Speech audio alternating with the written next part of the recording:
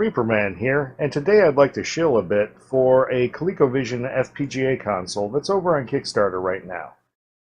Before we get started, to be clear, this system has nothing to do with the Coleco Chameleon / Retro VGS drama from the last year or two.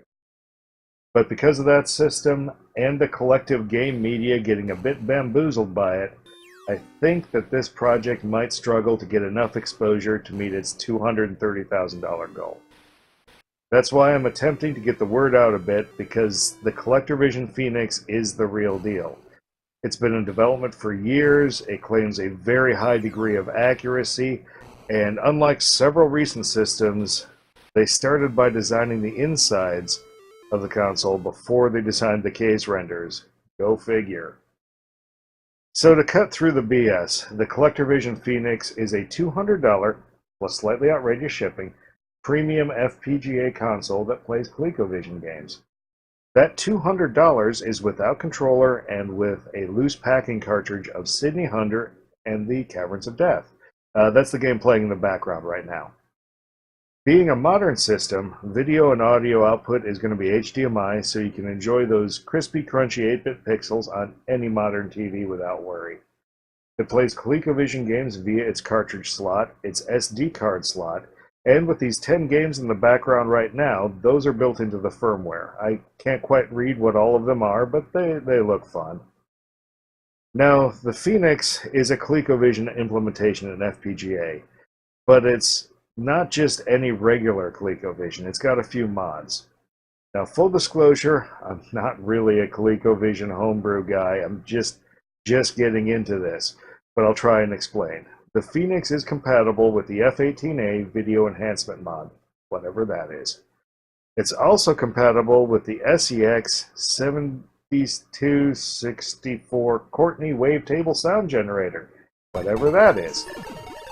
And it's also compatible with Opcode's Super Game module, Super Game SGM. Yeah. Now I have looked into the homebrew games that use the SGM, and they are really nice. Seriously, check out Gradius here in the background. It's incredible. Let's move on to my favorite thing about the Phoenix console, the controller input options, which is odd. So up front, it's got two DE9 controller ports, as you would expect. Those are DB9s if you were born in a barn. They're compatible with standard ColecoVision controllers, like this guy here, you know, stick, button, numbers.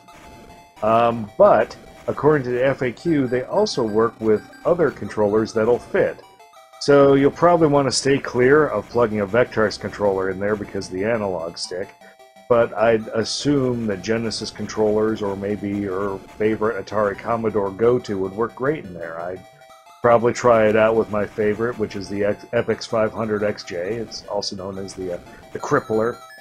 That'd probably be great in there. That's how I like to play my classic games. But that's actually not all. If you head around here to the side of the console, there's a single SNES controller port where you can plug in your favorite SNES arcade sticks, pads, whatever, even your moderately rare NTT data controller, and that functions complete with numpad.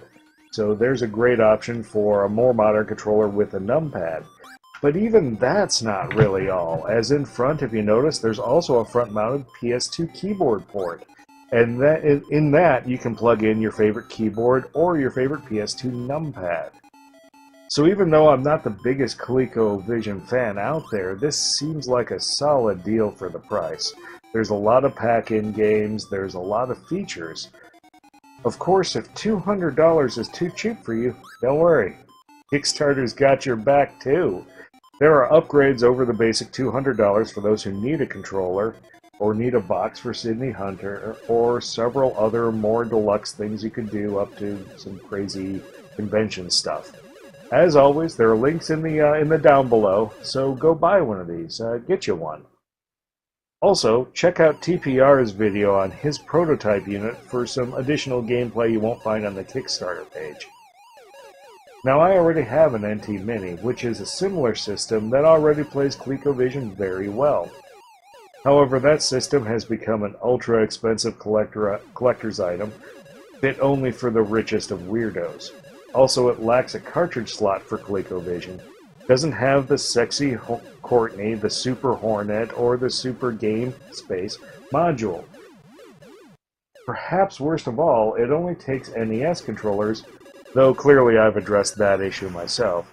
So this is your chance to get on a fairly inexpensive, very nice way to play ColecoVision games, and I think you should at least check it out.